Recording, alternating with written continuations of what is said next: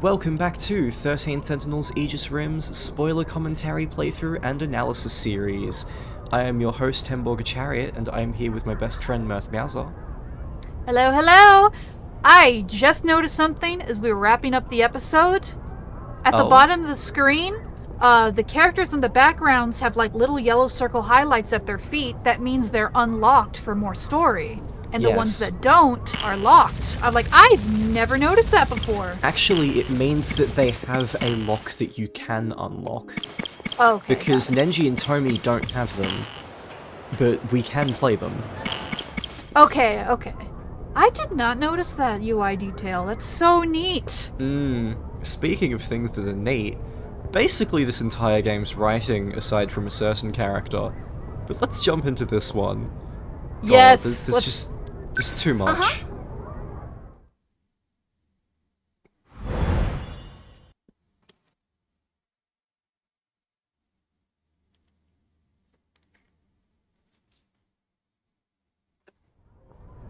Loading. There. Hello. Uh-oh.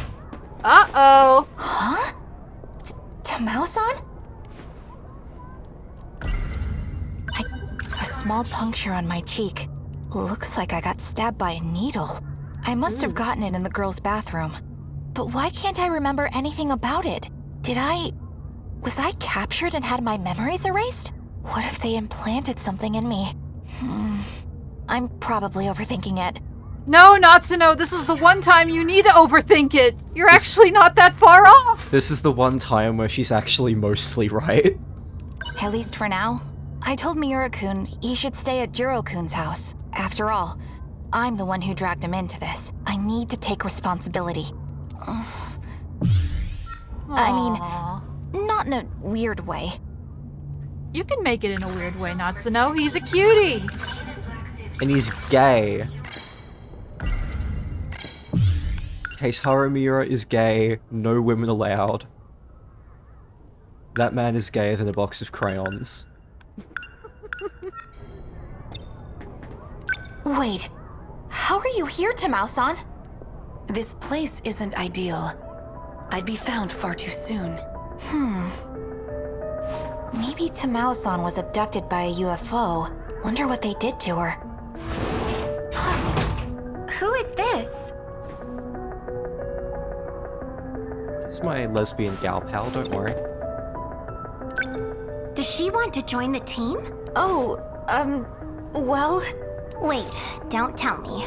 You turned in your sign-up form but never came, huh? It's Aiba-san, right? Erika Aiba?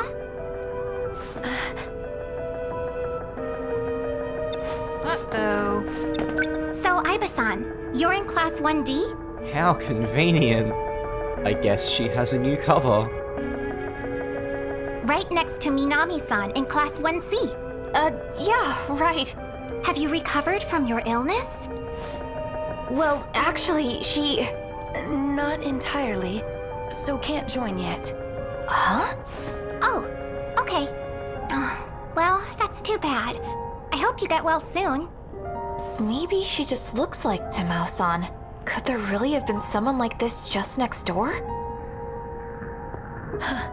Erika Aiba, Class 1D. Next door.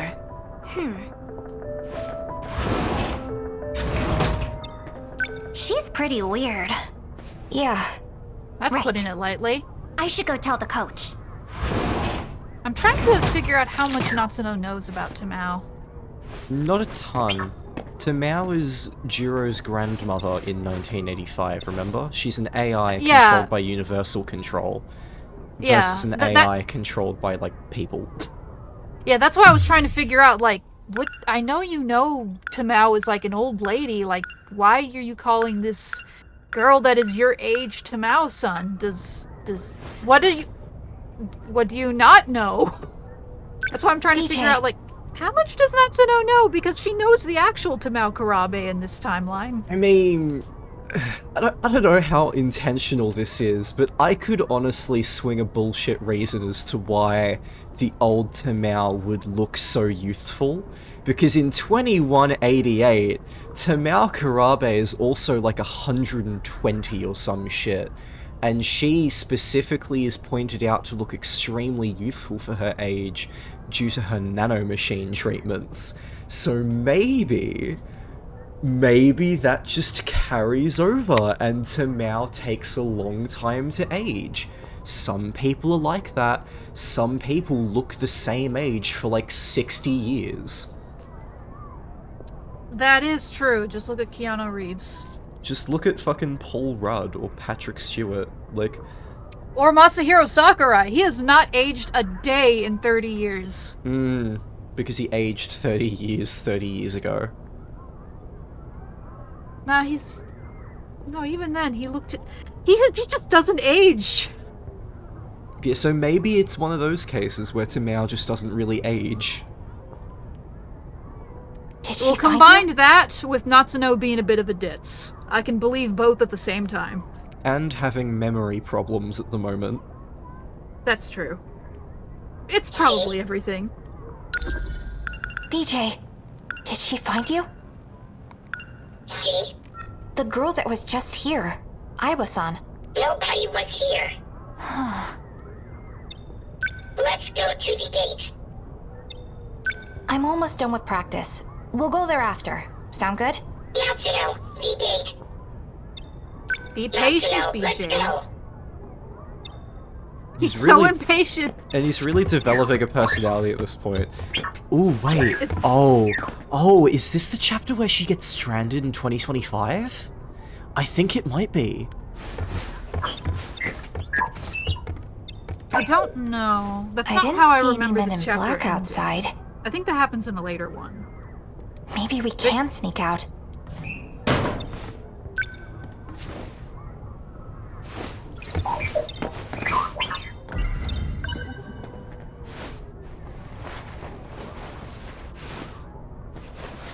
You gotta stay in there.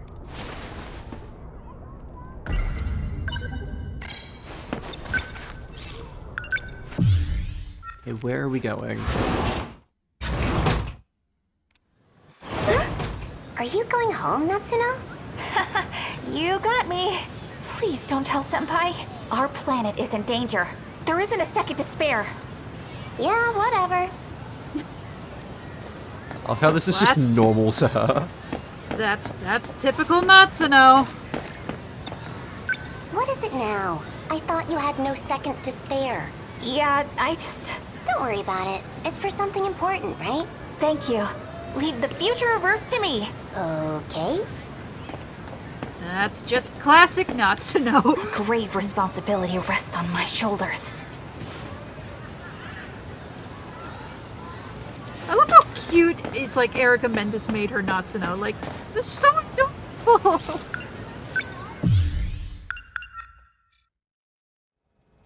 Why couldn't you sound this? Shrine. Why couldn't you sound this cute when you were voicing Emma for Promised Neverland? Lol. I don't blame her for that. It just direction sometimes just doesn't go the way you want it. Okay, we're here.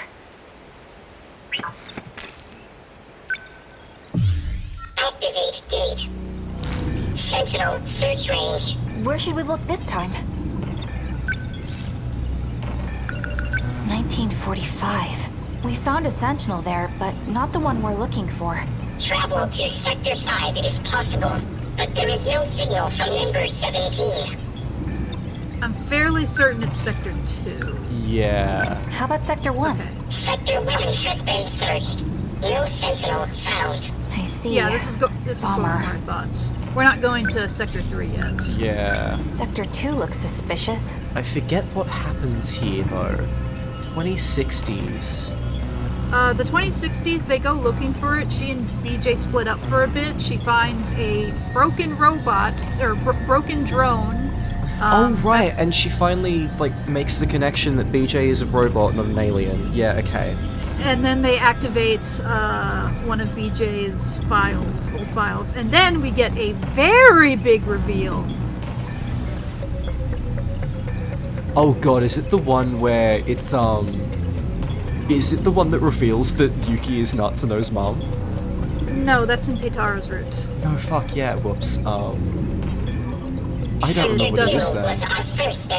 It's such a big reveal, and yet it doesn't come back in Yuki's or Natsuno's route, and that makes me sad. Yeah, but we didn't get to look around much. Let's go there again and do a proper search. Access code approved. Designating sector.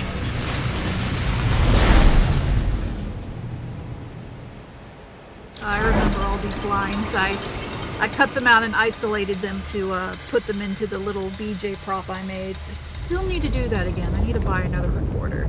You sure do love BJs. What so can that I fucking say? transition. I don't see any tripods. But we shouldn't let our guard down. What can I say? I'm a sucker for BJ. Oh, this fucking scene looks especially stunningly gorgeous in 4K. I've just got to say. Like, wow. Even for this game, this is... God, the details and all of the background buildings and shit. Okay, how should we do this? Natsuno, you wait here. Huh? You're going by yourself? Fires continue to burn on the surface. It's too dangerous.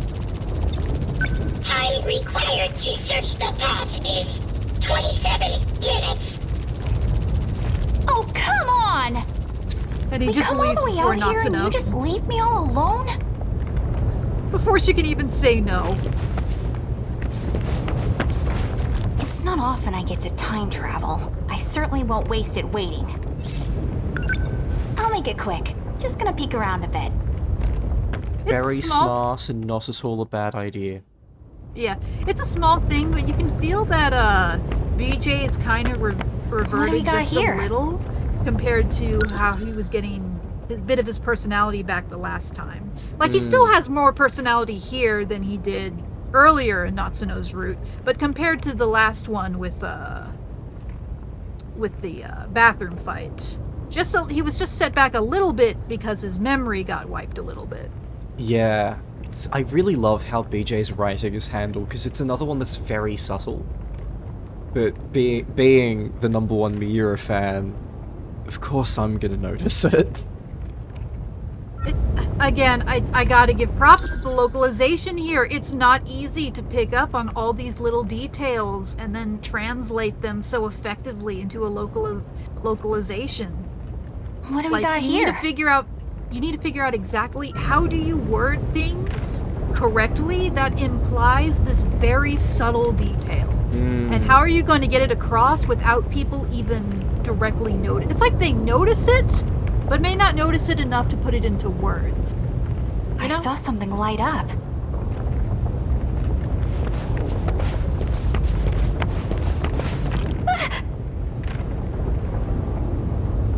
There's a sentinel.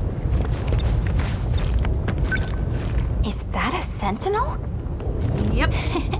Look who found it first. That's what you get for leaving me behind. And then... No! BJ! Not BJ! No. What happened to you? BJ! Talk to me! I was very upset when I got to this part the first time. Because it's so hard not to fall in love with BJ basically right away. I mean, I suspected already that it wasn't the right one, because I'm fairly sure that we see multiple of this style of robot that we know for a fact aren't BJ.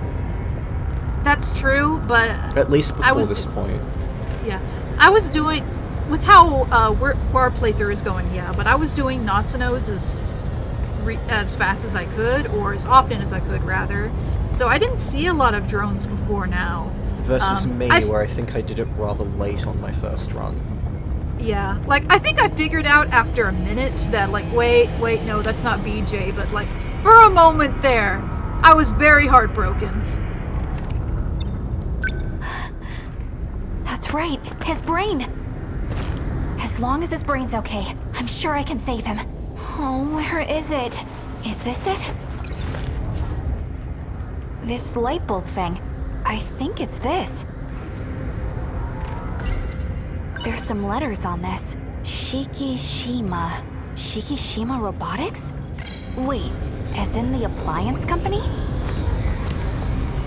I'm such an idiot. PJ's not an alien. He's a robot made in Japan. I love how legitimately disappointed she is. Like, her life is ruined because it's not an alien anymore. I mean, she's practically spent most of her life wanting to meet an alien. Then she finally did, and she's been doing all this running around and time travel and research and... oh.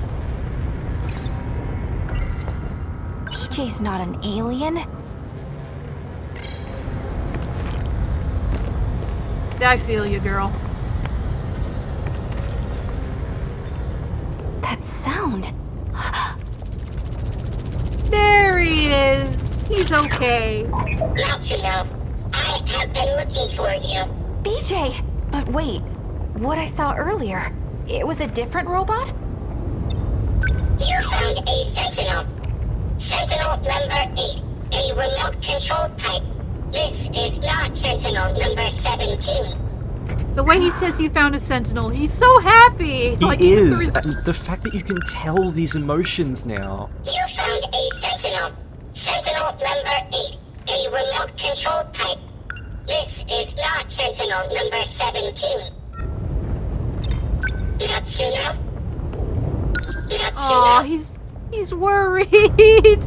He's getting there. Now it's coming back to him. Like, his personality's starting to come through again. Were you made by Shikishima Robotics? You're just a robot made in Japan. You're no alien. Isn't that right? You know... I choose to think that in this scene Miura is, like, devastated. Like, yeah, because he's like, you're just a robot, and she's, instead of seeing him as... Because I know there was an earlier scene where she basically corrected someone saying, like, no. It's like, you know, like, no, he's an alien and this is a spacesuit. Don't call him like this weird robot thingy. Treat him with respect. And now she's turning this around on him like, oh, no, you're just a robot. And just... Because we've also got to keep in mind that this Miura is also quite fond of Natsuno. Yeah, like, yeah, he's fond of Natsuno, and now she's suddenly like, oh, you're just a robot. You're all machine. You're not, quote unquote, person. And like, yeah. The way you two said that at exactly the same time. Oh my goodness, we really have the same brain, don't we? Yeah. I bet this is another one of Shikishima's. Does that mean the tripods too? Four-legged autonomous cranes from Shikishima Industries. High Quad 150B. No way. They're heavy machinery robots for the development of Mars. But why? Why are robots meant for Mars invading Earth? They are not. This place is not Earth. Oh, of course, it's this one, okay. Oh, this so big to me. I was like, I think this is especially since I got this pretty early, this was the reveal that made me think this game is much, much bigger than I realized it is. Not that, you know, it wasn't growing in scope as it went along, because it was, but yeah, this is when it hit me how big this setting really is. And I think that probably made me overthink a lot of how I felt about the story and its setting by the end, because I got so excited for how big and massive and scary it's like all of this implied, and this was the big start of it all. Maybe I wouldn't have felt that way or got it stuck in my head as much if I had done the scene later. But at the same time, I had so much fun with this reveal that I don't regret getting it so early either. Like, no, that made my experience all the more fun. Yeah, I think I'd already seen Shu going to the edges by this point. I hadn't. That's the thing. I did this before Shu's. I did this before a lot of the stuff we'd seen already. So this hit me hard, and I think it hit me at the perfect time. And I think I'd also done Miura's prologue at this point. So because I also mentioned in that prologue, part of what made that so special to me was that was also when I decided, okay, I've played just a couple of Japanese mystery stories in my time, just a couple of which are also especially sci-fi. This isn't time travel. It's not gonna be that simple. I don't know what it is, but there is no way that it's going to be that easy to understand. So what's the deal here? So I looked at the background of Miura's 2188 scenes, which was like a space colony, and it was like, oh, combine that with seeing the edges in Shu's story. Oh, okay, I can see why you put that together. Yeah, since I hadn't gotten to the part in Shu yet. And the fact that they were using very specific terminology with like sectors and shit. Yeah, yes. I immediately thought, this is not right. So this reveal meant a bit less to me because I'd sort of already figured out a step beyond this. I'd figured out the next step after this, and I figured that out, I would say, really early for this game. That's fair. I God, think that when was I so got satisfying. when I got to this reveal, a lot of the game's terminology started coming through. Because I'm pretty sure it was after this scene that I was starting to look at the language they use to describe sectors much, much differently. And this is basically the first real thing where I started putting together that it wasn't time travel. You know, this is a colony. Because I do remember the space station with Miura, but again, I was still thinking at that point that it was a weird type of time travel. I just couldn't figure it out just yet. But you know, it got my head turning of sci-fi, like, okay, this is a future, they're in a spaceship above Earth, I can try to put this together. And then they hit me with this, like, no, we are not on Earth anymore. And I'm like, oh, this is getting fun. Well, I love this game. Not Earth? It is a speculation. The lack of proof makes it only a possibility. Okay, but... what? The basis for my speculation is this log. Ooh, show me. Huh? Alright, go on. There are 117 planets under consideration for the project. Of those, the top prospect is a planetary system 12 light years away. I don't think this is going to work. Aren't you the professor's daughter? Yes, I'm helping with the layout. For the migration ship? It looks quite small.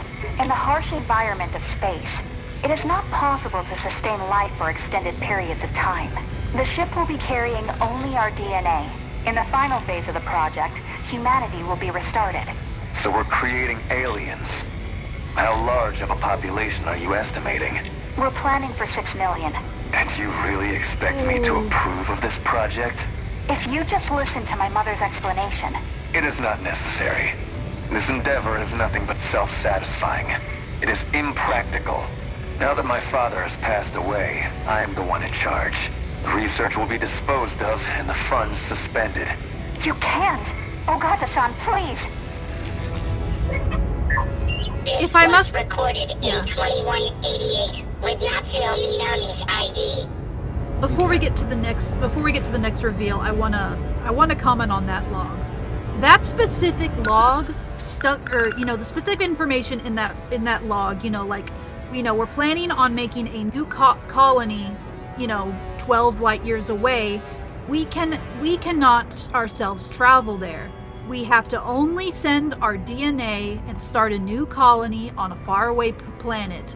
And that basically gave me such a big answer for what this setting is. This must be the colony. This must be the colony. It's like colony they grew. That's what all these people in these sectors are.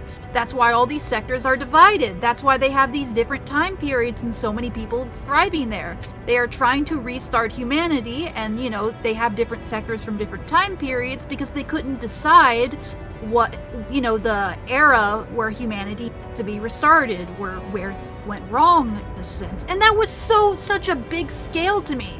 Like, you're telling me this huge literal planetary colony where all these people have been recloned and rebuilt gets destroyed and then rebuilt and then everyone gets recloned again? And that was so big and so scary, and I loved that. I loved that idea so much that I just could not let it go when the final reveal happened. I was like, why does this reveal feel smaller to me than this idea that the game gave me so much earlier? Why did I fall in love with what they're telling me now more than what is actually happening?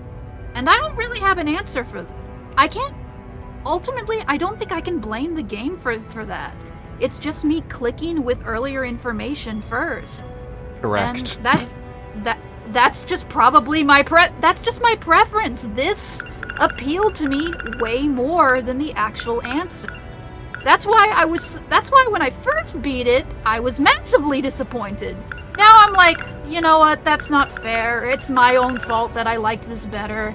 So I'm over a lot of that, but even so, I still love this so much more.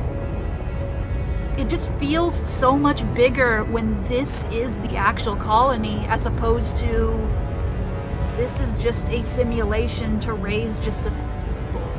Like, it just feels smaller to me. And again, it's just all in my head. It is my own fault that I cannot let earlier information go and let the new information in accepted as it is. Like, it's my own fault. At least you're self-aware. Oh, I know.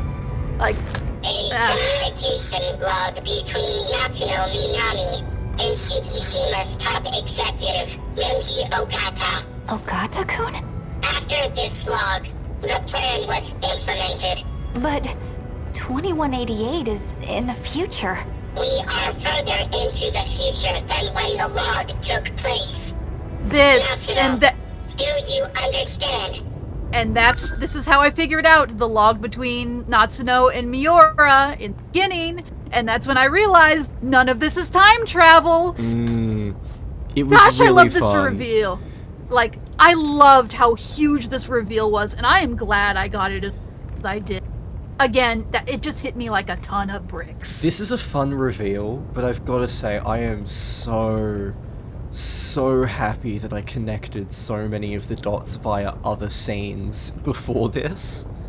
That's fair. I guess that was so intensely satisfying. I can see that being more fun, figuring it out through more pieces of information rather than handed to you. I guess for me, it's just that realization that everything is so much bigger. And that's when I was like, okay, now I mean, not that I wasn't invested in figuring out before, but when I got this reveal, I was obsessed with figuring out everything that was going on. Because I just loved this answer too much. It is possible. You are the alien they created. You know what? Maybe I take it back. Maybe this is my favorite reveal in the whole game. And purely that's probably because of how I got it when I did. 40% remembrance, 40 hours in the game. Alright! It's all coming together now. Okay, in the 2065 ruins, Minami discovers something that looks like the brain of a destroyed BJ. On it, she finds the letters Shikishima. To her dismay, Minami realizes that BJ, the Sentinels, and even the Kaiju are all machines made in Japan. However, BJ implies that the planet they're currently on may not be Earth, and that Minami and the others are the real aliens. The Nenji Ogata of 2188 is the son of the distinguished family that owns the conglomerate Shikishima. He is opposed to Morimura's Project Arc, which his deceased father pushed for. This is also the first time we're hearing it being Morimura's in this save file. Like, you probably hear it elsewhere in other orders, but in this save file, that's actually an early hint. Like, what the fuck does Morimura have to do with all of this? I'm wondering why Ogata was against Project Arc, since the idea was basically preserving humanity. Granted, I know part of the project is basically saying, you know, we can't, you know, humanity is doomed. We gotta start over somewhere elsewhere. And it won't be us, it'll be our clones. My idea, and this has no canon basis. Just immediately, this is no canon basis, this is pure headcanon. My idea is that this is to fuck over Kengo Ogata. Oh, he's got daddy issues. Yeah.